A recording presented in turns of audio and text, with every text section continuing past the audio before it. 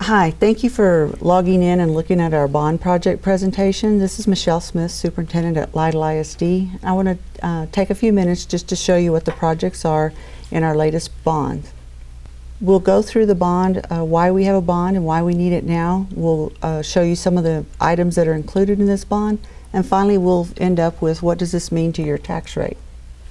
The reason for the bond now is we have several facility needs that need to be taken care of. And the state of Texas, the way you allow for the capital improvements, new construction or facility upgrades is by passing a bond. And so at this time our school board has elected to try to pass an $8.5 million bond. Some of the issues and items that we have listed in the bond include safety needs. We had each of our campuses create a list of things that were on their safety needs, and then we also had a every 3 years we have to have an audit report, and that safety audit also gave us some items that needed to be upgraded and included for our district safety needs. One of the safety needs that was identified at the high school includes creating a vestibule. We have a vestibule at our primary, our elementary, and our junior high, and that allows for visitors to come in and check in with a receptionist or secretary before they're allowed to enter the rest of the building. Another need that we have in the district is the upgrading of our roofs. The high school roof has lots of leaks, needs to be replaced. It's upwards of 20 years old. The blue area on the roof is what needs to be replaced. You'll see in this slide the primary roof. The blue area again is what needs to be replaced. The primary roof has bubbles on top, and when those bubbles get really hot in the summer and pop, we have roof leaks. Our HVAC equipment at the high school and the primary are upwards of 20 years old, and the refrigerant that these takes is phasing out, and we will not be able to get it in the next 5 years. These units are on their last leg and really need replacing. An additional facility need is HVAC controls. This helps have programmable thermostats in all the classrooms where we can control those through automated systems that are wireless.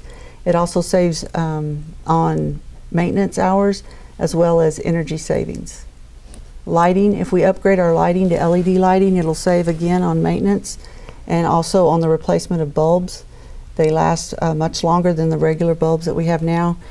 This project will actually pay for itself in 10 years through energy and maintenance savings.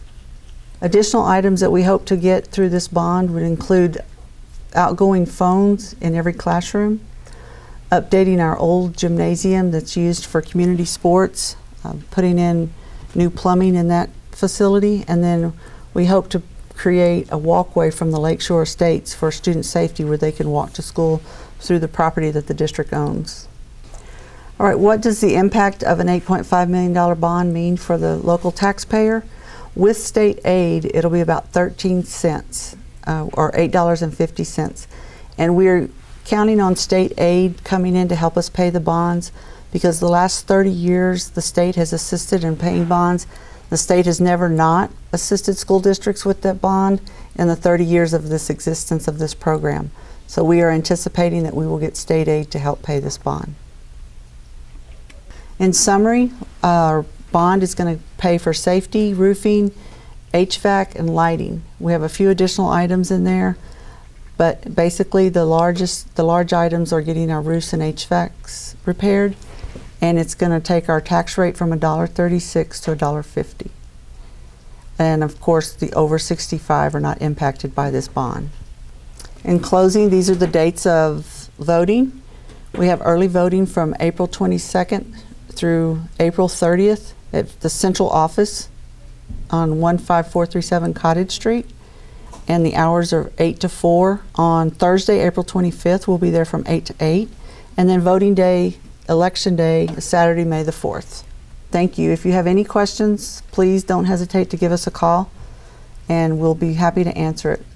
The remaining slides in the presentation are for information purposes only. If you're interested in what the tax rate has been at Lytle over time, or if you want to look at some of our neighboring districts to see what their tax rates are and what property values are, there's some additional slides for your review. Thank you. Have a good day.